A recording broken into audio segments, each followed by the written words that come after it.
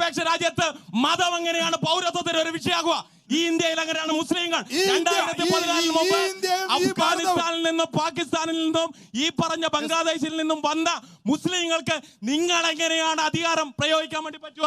പൗരത്വം കൊടുക്കില്ല എന്ന് പറഞ്ഞ് നിങ്ങൾ എങ്ങനെയാണ് ഈ പൗരത്വ വിഷയത്തിൽ ഒരു മതം, ഈ മതനിരപേക്ഷ രാജ്യത്ത് മതം ഒരു പ്രശ്നമാകുക? നല്ല ചോദ്യമാണ്, നല്ല ചോദ്യം. ഉത്തരം പറയാൻ അനുവദിക്കണം നിങ്ങൾ. അത്രേ വേണ്ടു. ഒന്ന്, ഈ CAA വന്നത് ഇന്നാട്ടിലെ സാധാരണക്കാരായ ആളുകളുടെ പൗരത്വത്തെ കുറിച്ച് സംസാരിക്കാൻ വേണ്ടി അല്ല വന്നത്. CAA വന്നത് എന്താണ്?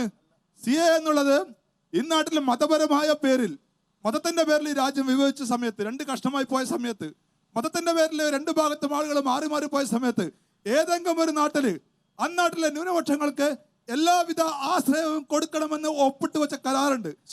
ശ്രീലങ്കയിലെയും മ്യാൻമറിലെയും ന്യൂനപക്ഷങ്ങൾക്ക് നിങ്ങൾ പൗരത്വം ഞാൻ പറഞ്ഞോട്ടെ.